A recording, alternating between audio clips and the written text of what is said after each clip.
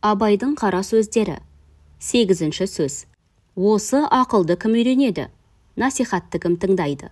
Біреу болыс, біреу би.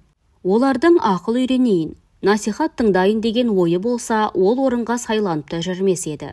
Олар өздері де үздік кісіміз. Өздеріміз біреуге үлгі беріп, ақыл айтарлықпыз деп сайланды. Өздері түзеліп жеткен, енді елді түзерлігі ақ қалған. Ол не қылып тыңдасын, және тыңдайын десе де қолы тиеме. Басында өзіндік жұмысы бар. Ұлығымызға жазалы болып қаламыз ба? Елдегі бұзақыларымызды бүлдіріп аламыз ба? Немесе халқымызды бүлдіріп аламыз ба? Яки өзіміз шығымдап, шығынымызды толтыра алмай қаламыз ба деген ебіне қарай біреуді жетілтейін деп, біреуді құтылтайын деген бейнетінің бәрі басында. Қолы тимейді.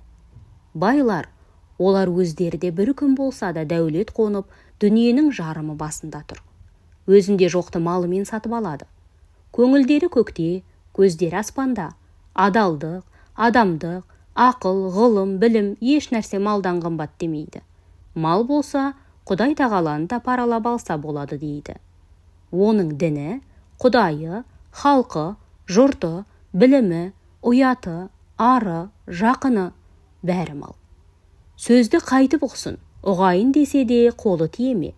Ол малды суармақ, тойғызбақ, саудасын жиғызбақ, күзеттірмек, бақтырмақ, ұры бөрі, қыс, суық сұғанақ, солардан сақтанбақ. Солардан сақтарлық кісі таппақ.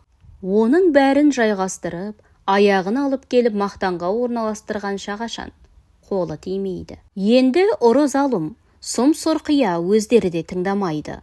Онша-мұнша қой жүнді қоңыршалар күнінде көре алмай жүр.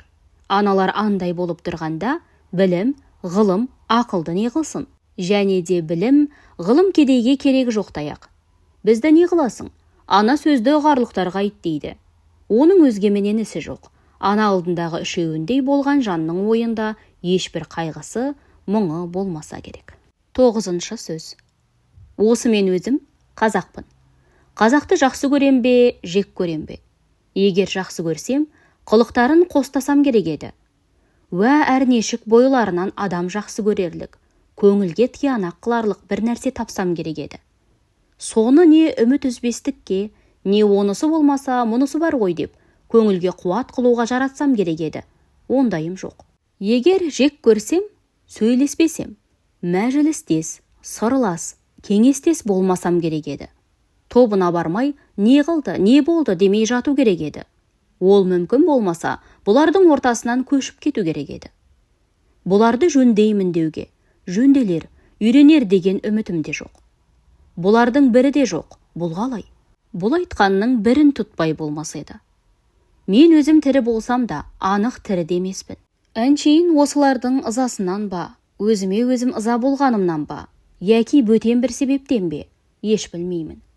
Сыртым сау болса да, ішім өліп қалыпты. Ашулансам ызалана алмаймын. Күлсем қуана алмаймын. Сөйлегенім өз сөзім емес, күлгенім өз күлкім емес, бәрі де әлдегімдікі.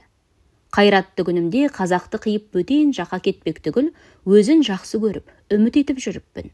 Қашан әбден біліп, үмітімді үзген кезде өзге жақа барып жатты өз қылып, үйір боларлық қайрат, жалын сөніп те қалған екен. Сол себептен бір жүрген қуыс кеудемін. Тегінде ойлаймын, бұда жақсы.